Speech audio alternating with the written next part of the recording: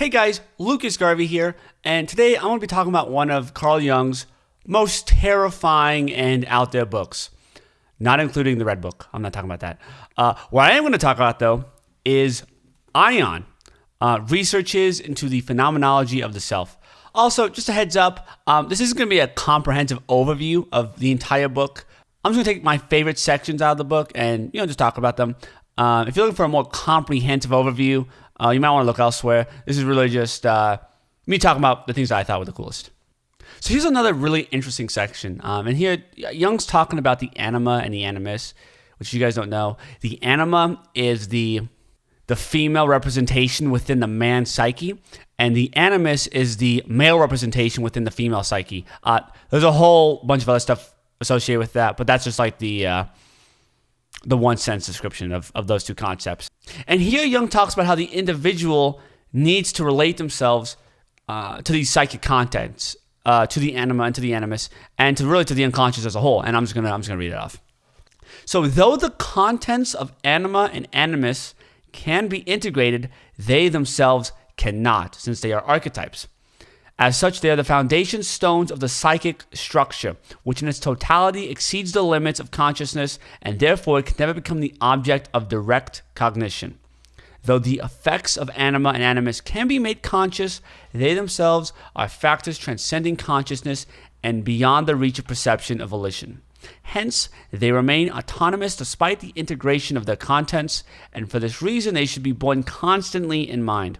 This is extremely important from the therapeutic standpoint because constant observation pays the unconscious a tribute that more or less guarantees its cooperation. The unconscious, as we know, can never be done with once and for all.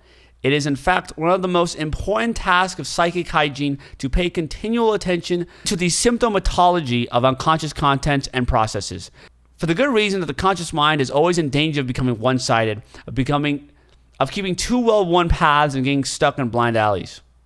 So there's a couple things that we can break up. So first of all, he kind of talks about how you can't understand the archetypes as such. You can kind of only understand their ramifications and their ripples in your life. Those are the only parts that you can really get a grapple of. But you can never get a complete grasp on the totality of the anima or the animus or the unconscious in general. And because of that, because you can't fully get a grapple on your own unconscious contents, it's a constant mental game of keeping yourself in check and constantly, you have to always be perceptive of the unconscious, right? It never goes away. You always have to be on top of it, so to say.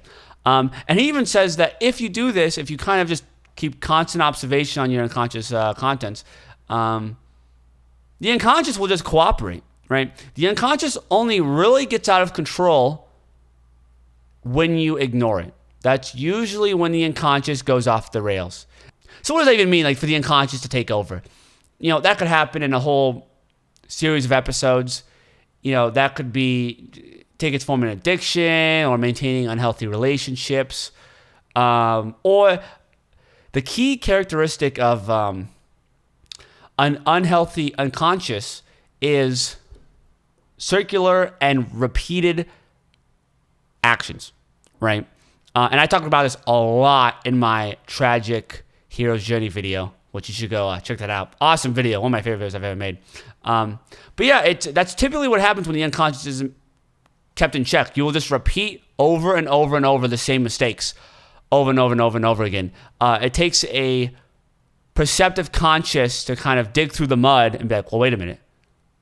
I've already done this like 7 times or, and even worse, this has been going on in my family lineage for generations. I'm not doing this again.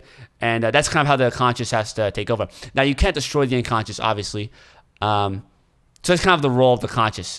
But yeah, the long and short of it, though, out of the section, pretty much the unconscious can never be conquered, and you can understand and accept certain chunks of it, but the whole totality of it is completely outside of our grasp of ever fully understanding. So it's a constant process to understand it. It's a lifelong struggle, really, at the end of the day. But it does get easier, I think. And Jung kind of hints to that a little bit, where your unconscious will actually cooperate with you if you give it enough attention. Once you ignore it, that's when it'll just completely, to kind of put it in an archetypal way or a narrative way, that's when the unconscious will attempt to devour you, right? When you're not paying attention to it and when you kind of drop the reins and live blissfully for a time, right? For a time you can live in bliss under your addiction or your copes or whatever it is, however your unconscious manifests itself. But eventually it's going to catch up and you're going to get hit hard. So this section's really interesting. Here, Jung talks about the inflation of one's ego, which is a very common statement. I think most people have heard that before, but the inflation of one's own psyche. And there's actually an awesome book.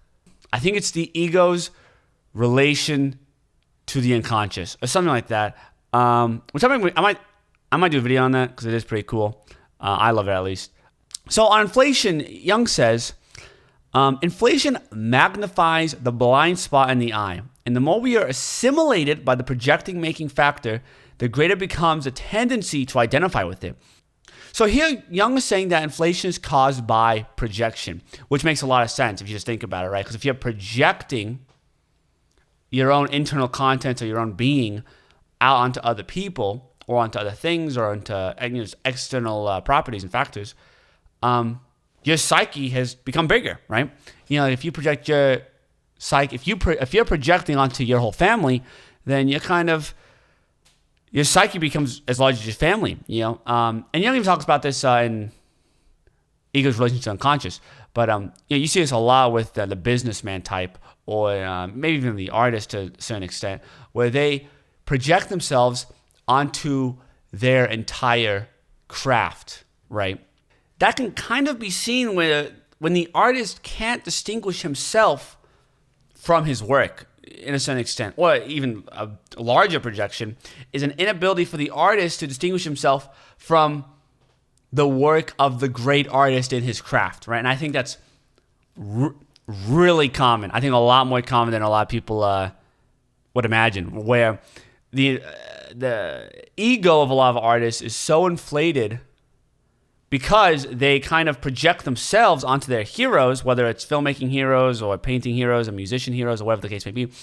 Thus, and they find similarities between themselves and create such a vast psychic ego out of that that they can't even distinguish themselves from these heroes. Who they are kind of falls to the wayside, and they become a giant pleroma.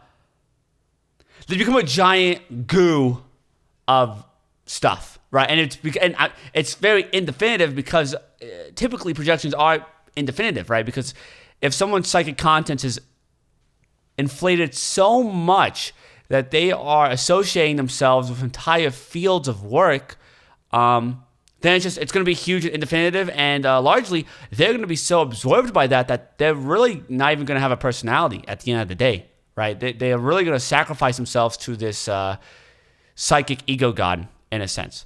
Summing all that up, pretty much Jung is saying that the inflation of the ego is created by projection, which makes sense, because if I'm projecting myself onto a whole field of work or anything for that matter, then my psychic ego has then become that much bigger. It's become as big as whatever I projected onto, kind of like a light, because a light isn't just, in a lot of ways, a light bulb's size could be determined by how far its light spreads. So it's something like that. Oh, here's a little ending thing for that whole projection inflation talk. This is Jung's words. A clear symptom of this is our growing disinclination to take note of the reactions of the environment and pay heed to them. So pretty much what he's saying here is, so first you start, it's kind of like Yoda, or it's kind of like a Yoda speech, fear leads to hate, hate leads to something, hate leads to the dark side. It's kind of like that, First you start projecting, then your ego gets huge, and then your whole psychic content becomes so indistinguishable from the environment itself that you're not really even capable of taking heed to environmental cues, and then lead to being unable to change, which then leads to failure, pretty much at the end of the day. So this next section is also pretty interesting. Here, Jung is talking about pretty much the difference between understanding something intellectually and then having a more thorough and actualized understanding of something, right? And here Jung says, it is precisely our experiences in psychology which demonstrate as plainly as could be wished that the intellectual grasp of a psychological fact produces no more than a concept of it, and that a concept is no more than a name. These intellectual counters can be bandied about easily enough. They pass lightly from hand to hand, for they have no weight of substance. They sound full, but are hollow. And though purporting to designate a very heavy task and obligation, they commit us to nothing.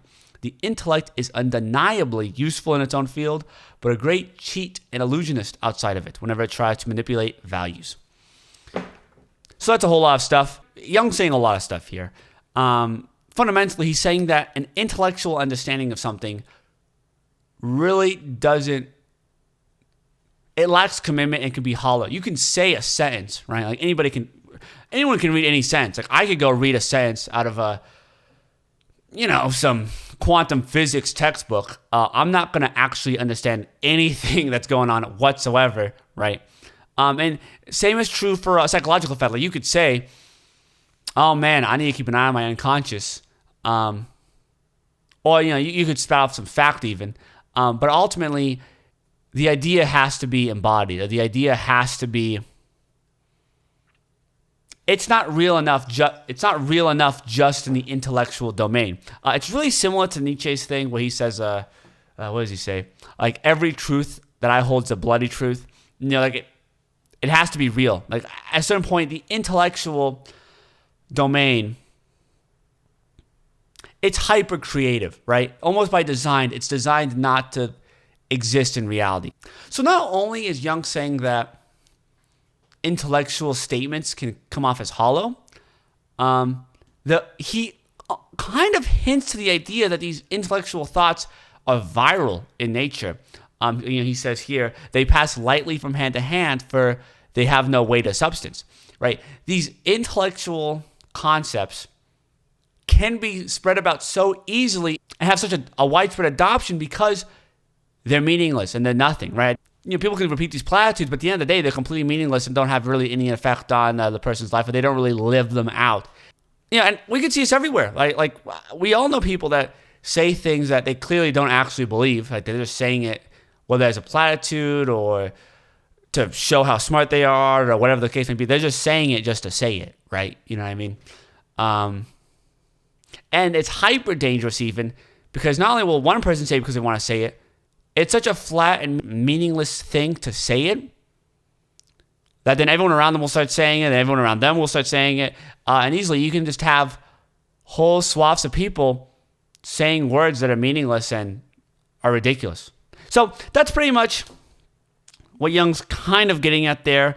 Just the idea that just saying the sentence and saying the words really isn't enough to actually get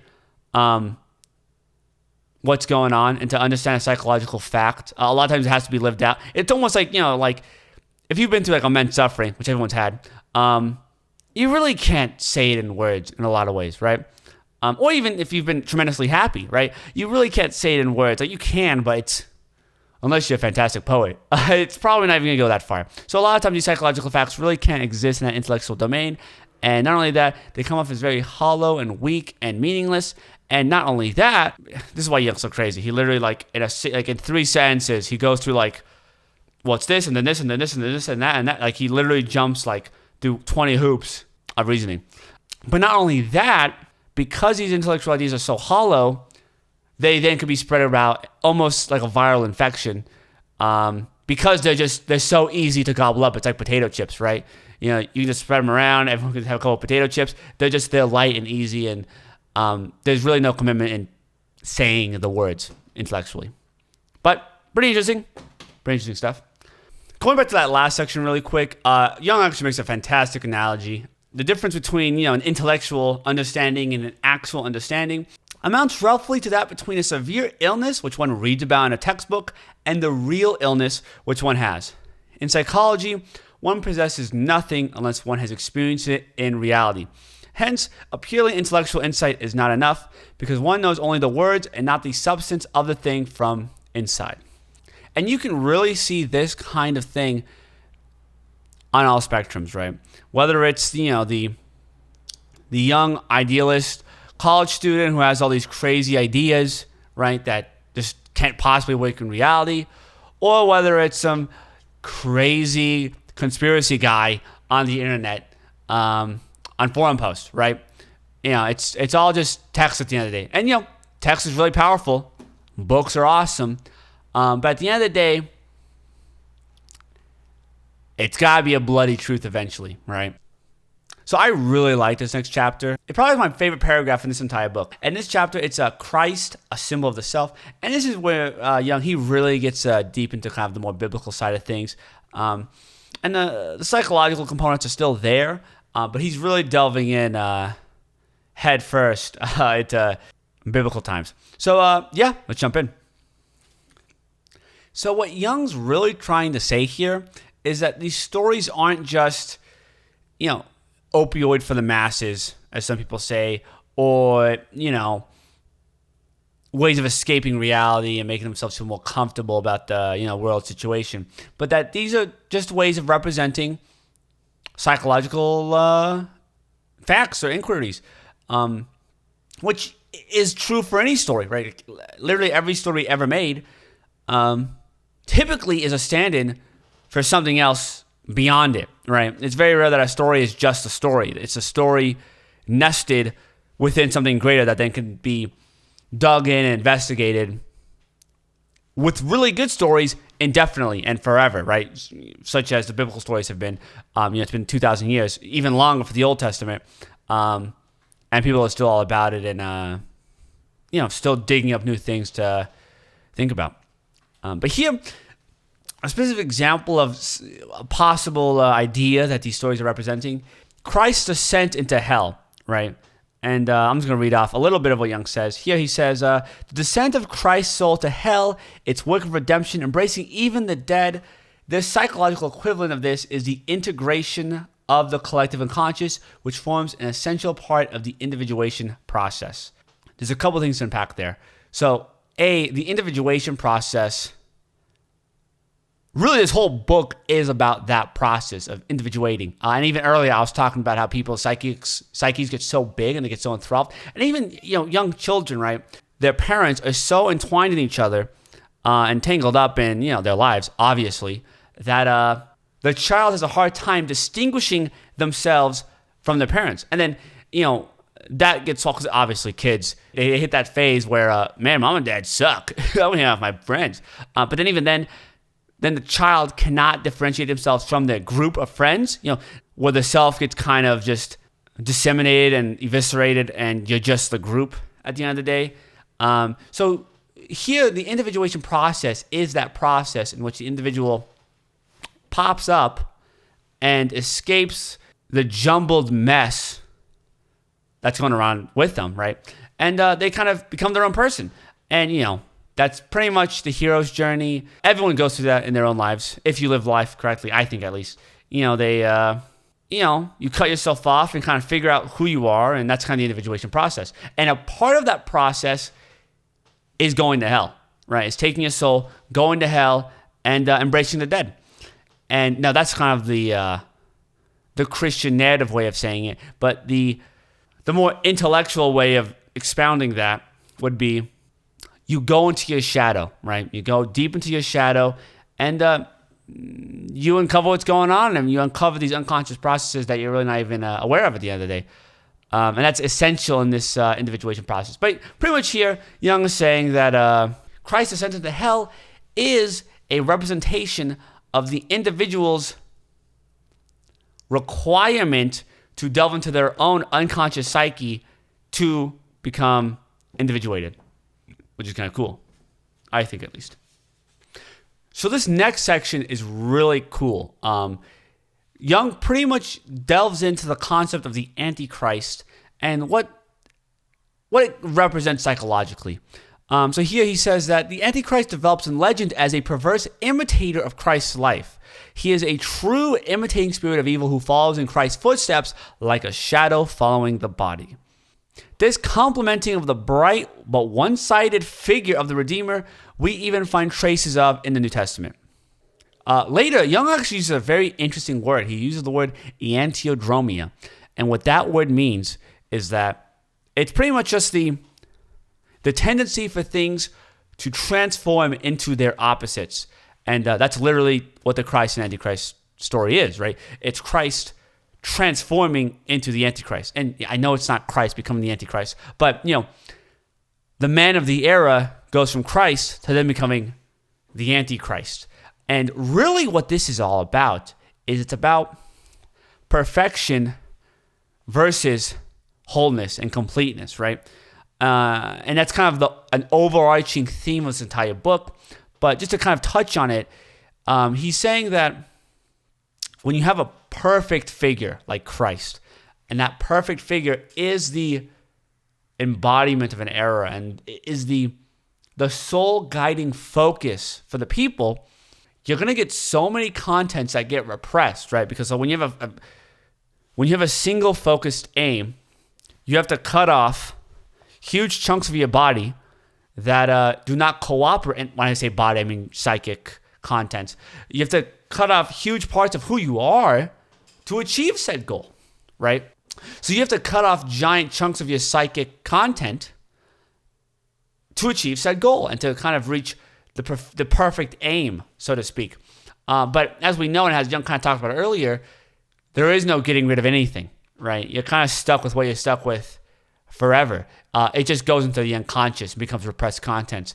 And almost always the repressed contents just show up again later in a more exaggerated fashion, right? So what he's saying here is that and he even kind of goes into the historical reality of it in this next paragraph, I'll read in just a moment.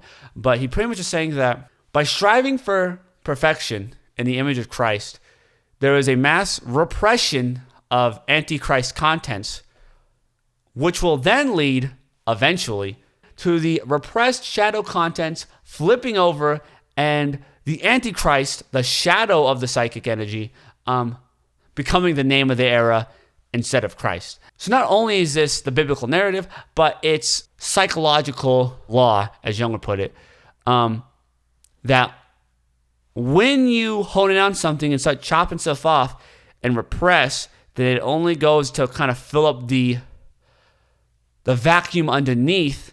And then, when the right time comes, there's a total flip of the energies and the repressed contents went out. And the historical reality that he kind of goes into, it talks about the Renaissance, right? And he has a really interesting idea about how he thought that people were so tuned into a spiritual and divine nature, and almost just before the Renaissance, we had the Dark Ages, which were just rough, at least in the Western sphere of the world. We were so focused on attaining a spiritual ascendance, so to speak, that we completely ignored the material nature of reality. So he's kind of saying that, and not to say that the Renaissance are evil, because obviously, science is pretty cool, but he is saying that the Renaissance is the enantiodromia of the Christian era, in a sense, partially, where there was such a focus on spiritual development, and the material development was kind of neglected for a huge part of history, that eventually the dials flipped, and the repressed material wants took over, and that became the main focus of the culture as opposed to the spiritual development. Jung is painting large, we're talking on a collective conscious level, right? We're talking about civilizations and cultures and just the main push of things. That's not to say that, there's still spiritual people alive, obviously, and there are obviously hyper-materialistic people back in the day. So, it's just, we're talking about large strokes, right? On the ramifications of this historical development, Jung says, the subsequent developments that led to the Enlightenment and the French Revolution have produced a worldwide situation today which can only be called anti-Christian in a sense that confirms the early Christian anticipation of the end of time. It is as if, with the coming of Christ, opposites that were latent till then had become manifest, or as if a pendulum had swung violently to one side and were now carrying out the complementary movement in the opposite direction. No tree, it is said, can grow to heaven unless its roots reach down to hell. So really, this whole section, it's really just about that enantiodromia thing, where if you hyper-focus on one thing and kind of attaining perfection in one aspect, it's possible that it's going to completely flip and go the other way. So obviously, the symbol of Christ is really complicated, right? It's really hard to wrap your mind around, and I still struggle with it. Like the Old Testament is a bit of an aside, but the Old Testament, that's a bit more immediately understandable to me, at least, right? You know, Yahweh, God, he just wilds out. He's a lot more like Zeus, right? Where he will just, you know, he obliterates Job purely because he's insecure. He's kind of just a ballistic guy. But that's also kind of melded with reality, right? A lot of times reality is very obtuse and not nice and brutal. So that always has made it's a bit more easily understandable. And I don't think I'm alone in that. I think a lot of people could read those Old Testament stories and be like, oh, okay, this guy makes sense. But Christ, he is such a different level of complexity, at least from my perspective. So not only is Christ this symbol of perfection, right? He's also a representation of the individual that crucifies themselves being stuck between opposites, right? Because we talk about the idea of the Antiodromia earlier, how really opposite is just a fact of life, right? And it's just really the way it is, right? You could never live in a world where that is holistically pristine and clean and beautiful. Opposites are just bound to develop. And here, Jung says that the ability to differentiate is likely the greatest measure of consciousness there is, which is interesting. It's an interesting way to quantify it, which, you know, what also makes sense because science, right, is probably the ultimate differentiation machine where it's like, all right, so this type of leaf is like this and that type of leaf is like that, even though they're barely different, but we're going to break them up and categorize and do all this stuff. So Jung makes the argument that the ability to differentiate is the key component of a developed consciousness. An unconscious mind can more naturally accept the idea of a oneness, so to speak. And that's kind of like the Old Testament idea, right? That there's just a oneness and that's that. Once you get to the New Testament, it gets broken up into the Trinity and all that.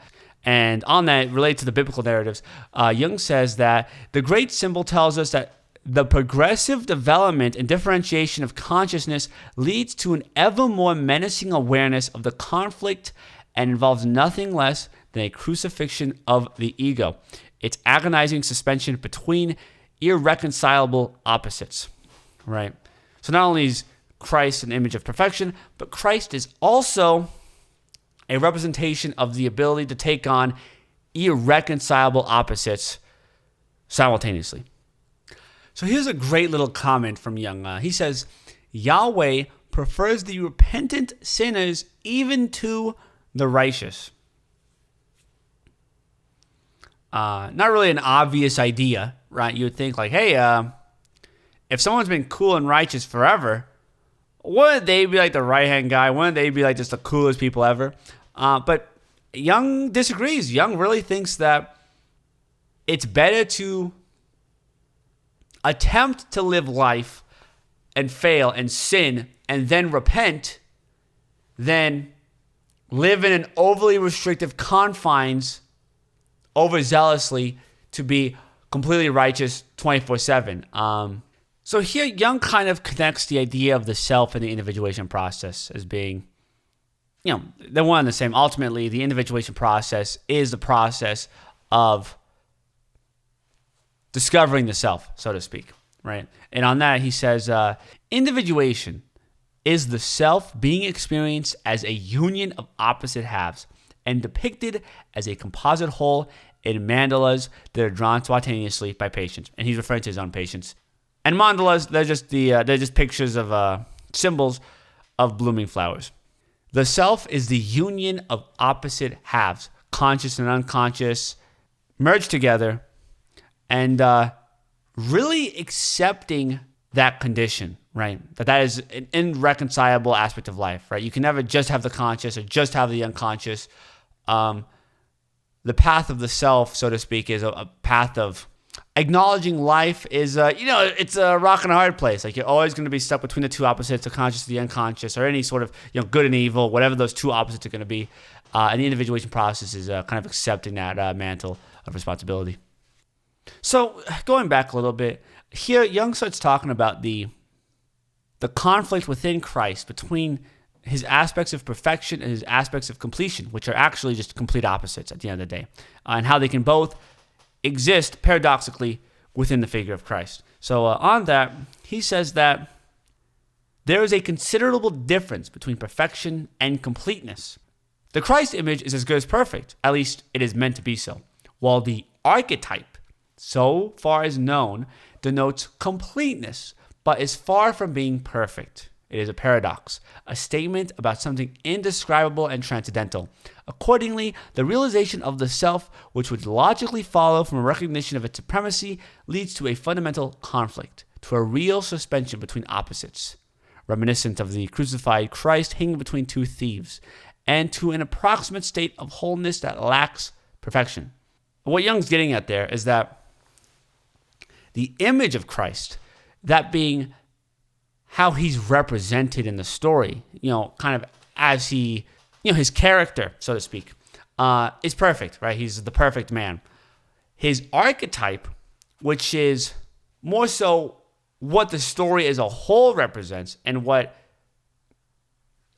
kind of exists beyond just the figure of Christ himself, but kind of goes out to the whole New Testament. The archetype is more expressive of the experience of conflicts, which is kind of interesting too, because you got to think, right, so he's the perfect man, but yet when he gets crucified, he kind of calls out like, God, why have you abandoned me? Why have you forsaken me? That dilemma is a representation of the archetype. That aspect of the story, that's the part that is more representative of the concept of wholeness and completeness. So this next paragraph is one of my favorite paragraphs in this entire book. I think it's so cool and so awesome. And honestly, I'm just going to read through this whole thing. It's kind of long, so strap in. But I'm just going to read through it all the way, and then we can kind of circle back and talk about it. Whenever the archetype of the self predominates, the inevitable psychological consequence is a state of conflict vividly exemplified by the Christian symbol of crucifixion. That acute state of unredeemedness, which comes to an end only with the words consummatum est.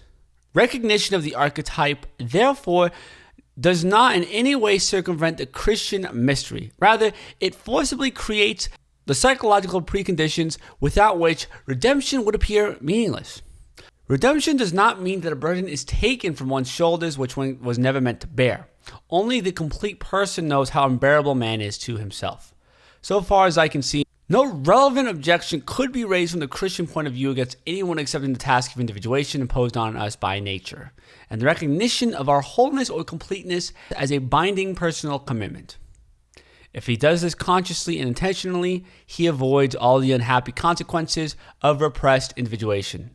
In other words, if he voluntarily takes the burden of completeness on himself, he need not find it happening on him, against his will in a negative form.